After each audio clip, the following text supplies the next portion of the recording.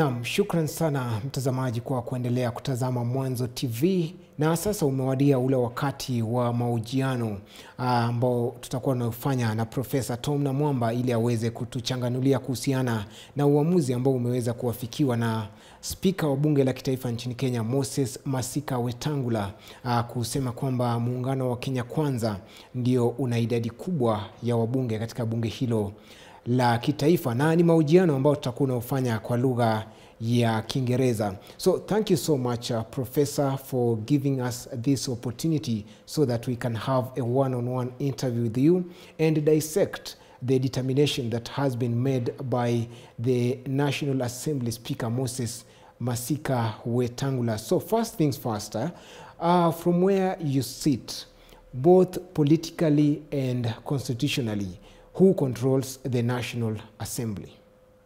Thank you very much for your question. Let me start by saying that for the first time in the history of this country, we had two strong competing parties, which were not competing as independent, distinct parties.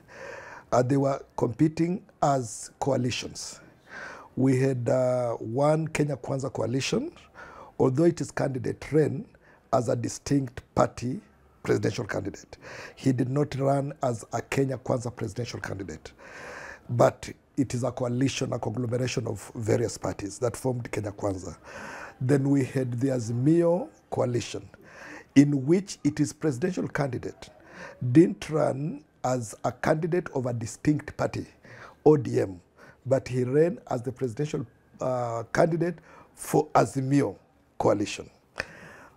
In these coalitions, there are quite a number of formations. Some of these formations are resulted out of the perception, especially among the small political parties, of the dominant views about each one of these two coalitions, and which could give them a leverage in winning the election. And that's how you find that in areas where people perceived Azimio to be a bit stronger as a wind, and they knew if they ran without collapsing themselves into a coalition, they were likely to lose because people subscribed to the presidential candidate of Azimio.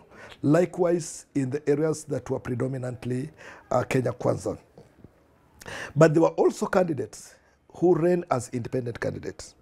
But besides running as independent candidate, because of that perception of the popularity of a presidential candidate in those areas, they anchored their candidacy, however independent, on supporting the presidential candidate of a particular coalition.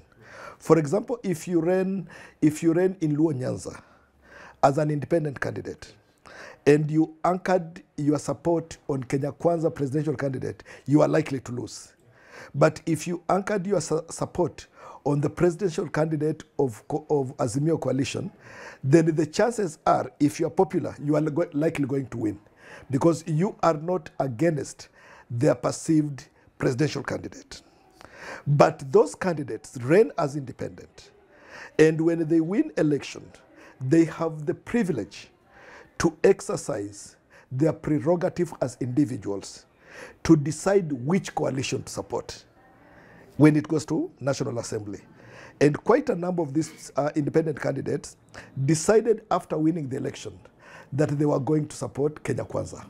After Kenya Kwanza winning election, of course, you know that in a power game and political game, each candidate will not want to sail in empty ocean. He will want to sail where power is. So majority of them identified themselves with Kenya Kwanza. But also, there were some political parties, small political parties, which out of the perception that I've told you, they decided to align themselves with certain coalitions. However vague the argument was. In those coalitions, if the party remained as part of that coalition, if the party remained as part of that coalition, and a candidate who won election on that party decided to cross over to the other coalition, then that party has the right to recall that candidate. They can nullify the election. On the basis, if the party complained, they could nullify the election.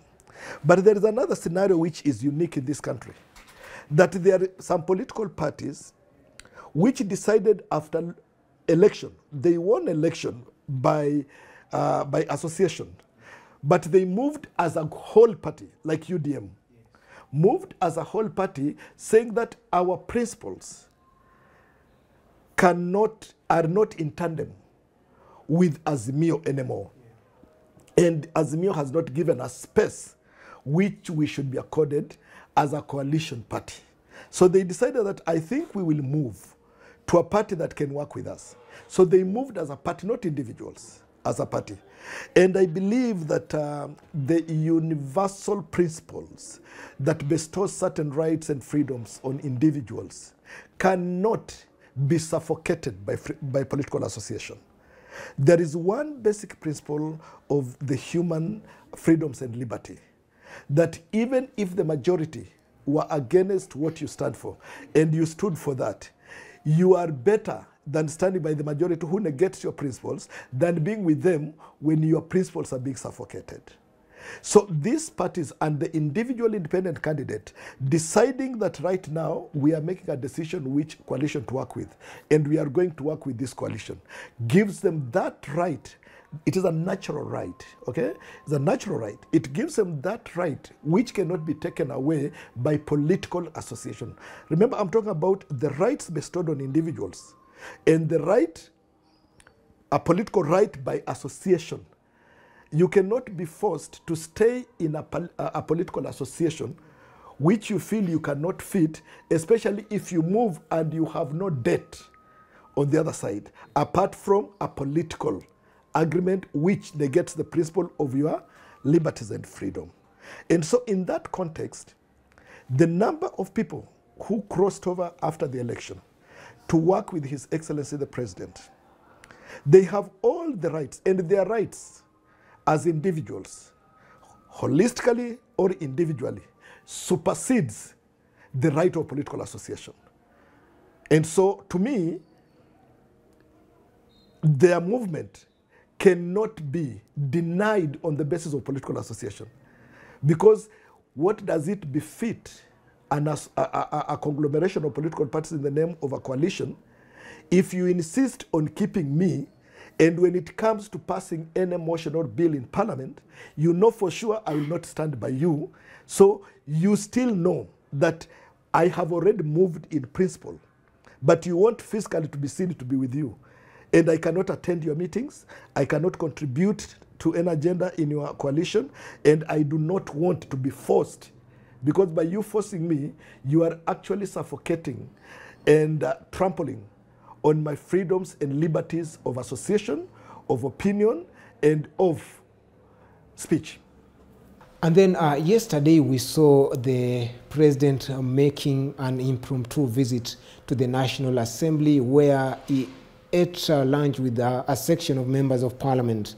Did that influence in any way this determination by the Speaker of the National Assembly, or it is just a spin by members of the Azimio?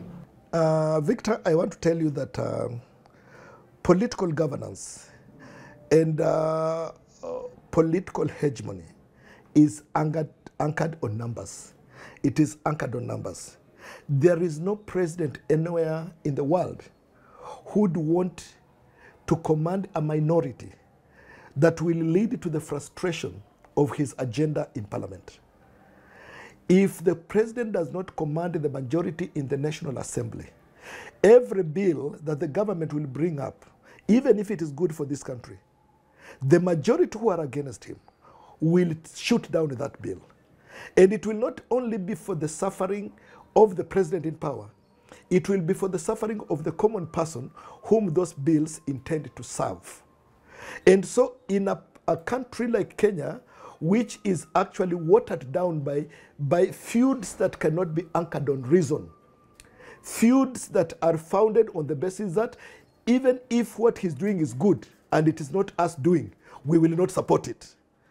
The common person will continue suffering, but in a situation where the president feels that there is a room for me to marshal the majority so that I can make my agenda for this country work, then the president, I think he has all the political rights as an individual who wants to control this country and make sure that his agenda pass, to welcome anybody. And after all, what His Excellency the President said was very, very simple when he won the election. He said he's not a president of Kenya Kwanza. He's a president of all Kenyans. But there is a section of Kenyans in parliament who would want to frustrate his agenda for this country. And what does he do? He welcomes those in National Assembly who feel they want to be part of his success in serving this country. And he will welcome them. I am sure that even if the presidential candidate of Azimio decided that he's crossing over to join UDA or to join Kenya Kwanza, I think the president will welcome him. And he has already said it, that he's willing to give him responsibilities under certain condition. And one of the conditions is that he's not going for handshake. But he's willing to give him opportunity to serve Kenya alongside himself. And I think that is positive, that the president is trying to say, give me a chance to prove that I can fix this country. Give me a chance to prove that whatever was perceived to be impossible, it is actually possible. And in today's Daily Nation newspaper, the headline is, why is President William Ruto fighting so hard to control the National Assembly? And Professor, I'm going to pose the same question to you. Why do you think President Ruto is very determined to control the National Assembly, in your opinion? You know, we have three arms of government. We have the executive, the legislature, and the judiciary. All these arms, although they are independent, they are connected at the center. If they collapse to be connected at the center, the country collapses. The legislature, it passes bills, it makes law. It makes law and it passes motions that makes it possible for the country to thrive, to grow, to prosper. The president is the executive with an agenda that he wants to achieve for this country. The judiciary must help the president in the realization of his agenda by ensuring that all the social and economic and political vices being committed by crimes, they are stamped out for him to achieve his agenda. And for him to make sure that the agenda goes through and it can be implemented, that agenda will not just come from the executive. That agenda must pass through the legislature. And once the legislature endorses it, then it can be executed. Without that, he cannot. And without commanding the majority in the National Assembly, it is an attempt in futility. Finally, Professor, how do you rate the performance of President William Ruto in this very short time that he's been in office? Remember, the president comes in an office with a country that needs to be turned around. The rate of unemployment among the youths, it is unbearable. We have achieved a lot on infrastructure, but the unemployment problem, the level of poverty in this country, the collapsed agricultural sector, the high cost of living, fuel and basic commodities, and given that the president promised people that he actually wants to lead a country that listens to the voice of Wanjiku, the common mamamboga and boda person, that the commoners in this country can also be able to put 3 meals on a table in a day. You come in a country at that time, and then the drought is also hitting hard in the northeastern part of our country. Animals, cattle are dying, and all types of animals are dying because of drought. And so there are a lot of problems. And so the president is trying just to navigate around. That is why I believe the president had to take himself, to take some time to reflect upon the nature of problems and how he can address these problems. That's why he took a lot of time even before naming his cabinet. He has taken that time. He will maybe take another lot of time to name the principal secretaries even after they are recommended to him. Because what he's looking at, people who can deliver and save this country from collapse. And so far as I can say, If I look at his choice of the cabinet, most of them are people who have come from lowly backgrounds. They have come from lowly backgrounds. They understand when you talk about somebody sleeping hungry. Most of them understand. If you talk about somebody having walked without shoes to go to school, they understand. If you talked about somebody having gone to school without breakfast, they understand. If you talk about using public means, they do understand. And so these are people who knows the problem. And I believe if we give the president the opportunity and the team he has chosen, I have a lot of confidence that he can put this country on path. These first few days, it is hardly 1 month, has been days of understanding the environment, the geo structures of our economy, and how, and that's why he's moving to deal with, he has moved to with the credit bureau to see how he can save people from suffocation there, because some people have been able to be told, we can employ you, but bring us a certificate from the credit bureau. You have borrowed from, I don't know, you call it Fuliza, ama Mulika Mwizi, I don't know, whatever it is. They have borrowed there. And so you go to the credit bureau, you find your name there, they cannot give you. You get a certificate, we say you are highly indebted. Who will employ you? Things have been hard. And I'm praying, and I believe and I have confidence, that before we start judging the president, let's give him at least 3 to 6 months. And within those period, he would have put structures in place. And I believe that the structure he's putting in place will be operational. It will be a supporting structure, not a subservient, docile structure that cannot create ideas to help the president realize the objective goal of leading this country. But I think